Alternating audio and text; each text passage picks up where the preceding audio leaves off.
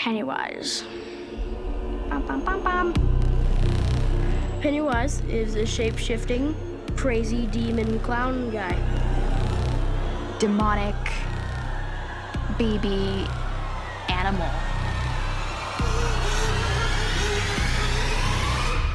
It's been about 2 months, still haven't seen Pennywise.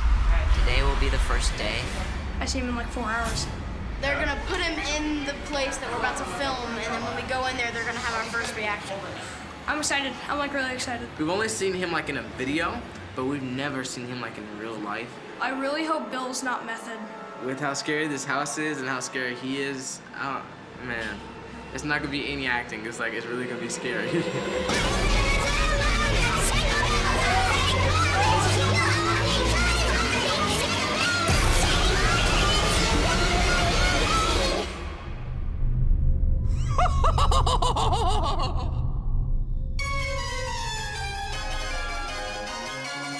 There's something always off about clowns. There's never a well-finished, happy clown. There's something off all the time. It's in their makeup, in their hair, in their dress. So I never understood why they would be attractive to kids. Actually, I think they repel kids more than anything else. They definitely repelled me. Well, the clown is a bait.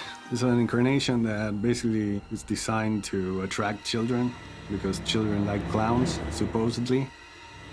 Pennywise is a tricky character because it essentially is an entity that's been around since before time, essentially, in a different world, in a different dimension.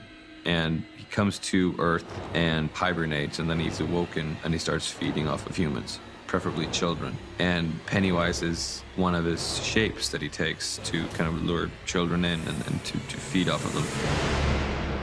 Even just to audition for this part was fun for me, because it was just like, do your interpretation of what you think the clown would be. What I remember most about first seeing his audition was that he put the makeup on. And I don't remember anybody else putting the makeup on. From the first time you saw him, you weren't seeing him, you were seeing his interpretation of a clown, and you were also seeing that he was committed to the point where he had someone do his makeup. Passion often wins the day, and Bill brought incredible passion. He chased this role, he knew he could do it, and he was going to make us understand that he could do it. But certainly in our mind, in Andy's mind, the decision was a very easy one. I probably connected with his madness and the inner balance of someone who can look very cute and sweet and childlike, but is hiding something terrifying. And when I saw Bill for the first time, I saw it immediately. Where are you going, Ed? His performance was brilliant because he was on that verge. I saw his eyes. He was basically transmitting something so powerful that I got very curious. It meant a lot for me that Andy responded to whatever I did. And because of that, we did have kind of a connection from the beginning. He trusted me and I trusted him. So we kind of both figured out what the character was together, and then I could really go for it and know that I was in good hands. Well, float down here. Apart from being an incredibly talented actor, he has an amazing control over his body and some weird control of his face in particular. I do this thing with my lip. It's a thing that I've been doing since I was a little kid. And I always wanted to bring this like lip thing into a character. So going into the audition, I was like I wanted to use the face and play around with that. I wanted to give Pennywise a walled eye, because in my vision of the character, sometimes his eye would fall off, and something that was very cute and sweet turns into something much more unsettling because he has that weird balance. So when I mentioned that I wanted to do that digitally, he said, I can do it. I had kind of a lazy eye and I can make it go. It was crazy because what are the chances that the actor that you cast can do that practically? I'm not afraid of you. There was all these different things that I've been meaning to put into a character.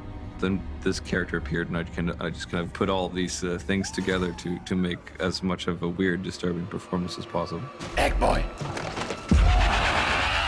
It was hard for me to figure out what the character looked or moved like or anything, because such a big part of it is the makeup and the costume. And I didn't know what that would be or how it would look or how it would feel to have on you. So going into it, I kind of really broke down the character intellectually, like what I think this entity is, but I couldn't really physically become him until I got all the makeup and the costume on. And he's a very visual person, and he's constantly drawing and drawing and drawing. And I think that was the Pennywise he would get when he would close his eyes. My approach to the look and behavior of Pennywise was based on the essence of the character from the book, but also on a different perception of the character, which was more edgy. I wanted him to bring something new to the story. I wanted him to be more unpredictable and mad. And Bill is an actor that naturally brings that to the set because he never does the same thing. He's always bringing a little bit of nuance in every take that he does, and that's priceless. It mentions in the novel somewhere Pennywise is its favorite form. He really enjoys doing the clown. So that was something that I wanted to play up as well, that he's having fun while he's doing this. Beep, beep, Richie.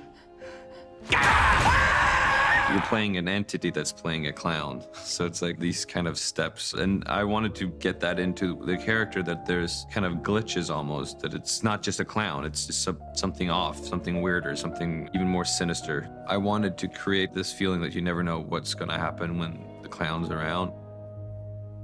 Again, it's a shapeshifter. So in the beginning, we see him in the storm drain. He has these beautiful blue eyes, which are Bill's eyes, and we didn't want to hide them because that's a moment when he wants to lure Georgie in. The childlike thing was part of the visual look of him. There's prosthetic pieces around my cheeks to kind of get those little childlike roundness of the face. There's the teeth. Pennywise is created out of the imagination of children. Time to float. So he lives and breathes by children, or because of children in a sense. So it only made sense to me that there's a childlike quality to him because he's forever linked to children. No, don't. Let him go. No, I'll take him. I'll take all of you. And I'll feast on your flesh as I feed on your fear. Seeing Bill in costume was overpowering. I did have a separation because of everything, and you walk out to the crew and they go like, "Oh, hey Bill, how are you? Go, those eyes are cool." Yeah, it was a hard time for people even to just like be normal around you as well because of how you looked. It was by far also, in a way, the loneliest production I've ever worked on, at least from my part, you know. But I think it also benefited and helped the performance. Just as Pennywise, he'd be so massive and overpowering and would look down on you, sometimes with his yellow eyes, sometimes with his blue eyes. There was just so much going into putting on the makeup and the outfit and everything, and it's very uncomfortable. So I had kind of my little team, like the little Pennywise squad, which is Neil and Shane, was the two prosthetics guys, and Miranda overseered my costume, and Jasmine to put in my contacts. Like, we were a little crew of like my team of people. They were the ones that saw me, did me, and made Pennywise come to life. And then I would go to set, and then there would be this little Pennywise tent where I would just sit by myself. So there's this huge kind of detachment from the crew and me as a person, because there was just so much going on. And then a lot of the scenes that I do really demanded your focus, and you just needed to be in sort of a state of mind at least, or I wanted to be in a state of mind at least. And also, we wanted to keep him away from the kids as much as possible because we wanted their reaction to be real. They've been very secretive. Andy's been very secretive of it. I saw a picture. I don't know if it was. I've seen character models, but I was shooting and I saw something on Barbara's computer that I probably shouldn't have seen. I don't know if it was him, but it might have been a character model. I'm not sure. I have no idea. The kids have shot like a month and a half already, and they've gotten to know each other, and they were all like kind of best buddies at this point. And nobody had seen Pennywise, or not, the kids hadn't seen me at least. Have you guys seen Pennywise yet? Nope. No. No. We're not allowed to see him. Oh, I think that.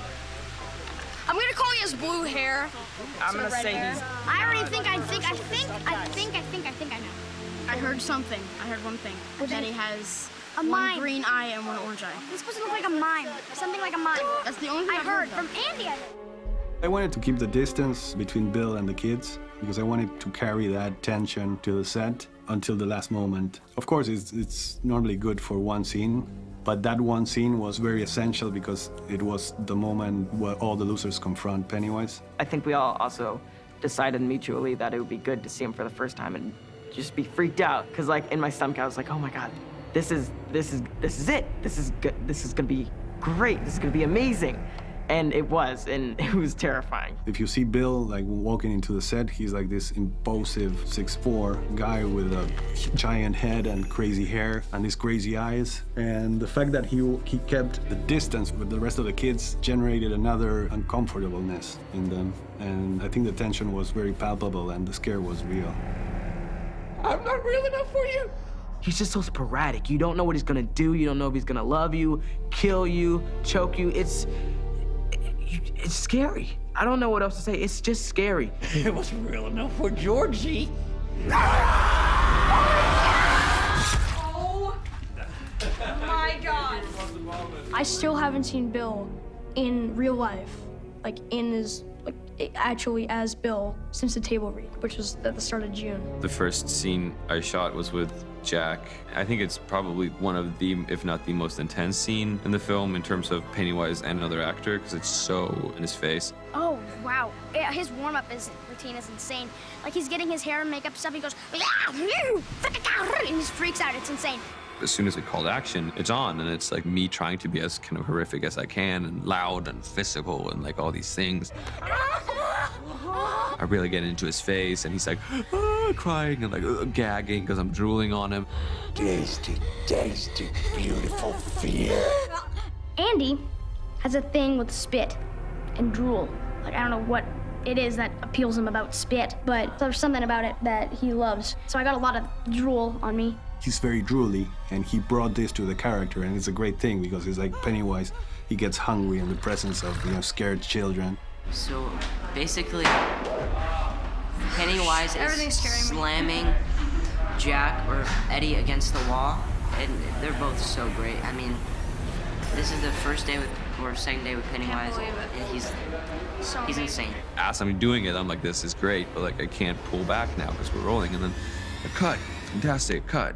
And I just go like, okay, Jack, are you okay? And he just goes like, oh, that was awesome, man. That was awesome. That was awesome. I love what you're doing, man. I love what you're doing. Love what you're doing. Bill is young. He's 25, super athletic.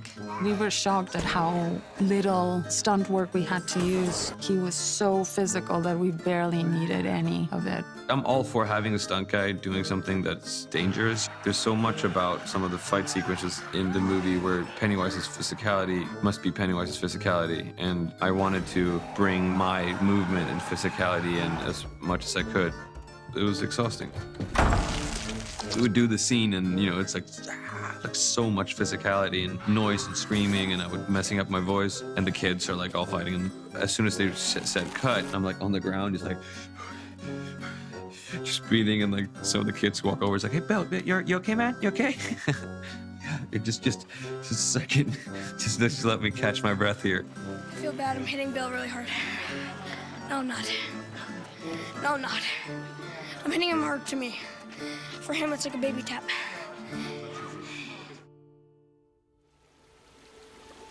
Do you want a balloon too, Georgie? I'm not supposed to take stuff from strangers. Oh, well, I'm Pennywise, the dancing clown. Pennywise? Yes, meet Georgie. Georgie, meet Pennywise. I knew that there was something in the character that would grow during the shoot and something that we would discover. I think it was a great idea that we left that opening scene for the end because we learned so much about Pennywise.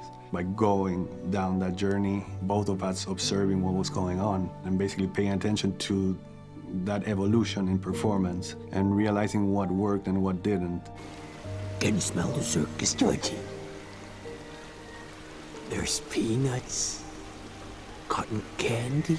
There was a lot of pressure to get that scene right. That we created, it's a pressure we created, Andy and I. It's iconic because it's very clearly an important moment in the book. And it's true that if you were exposed at any time of your life to it, you're gonna think of that. It's very difficult, for me at least, to look at a storm drain and not think of Pennywise lurking. I should get going now. Without your boat? The result of that exploration basically paved the way for making that conversation between Georgie and Pennywise something that we could calculate better. I couldn't be more happy with the result.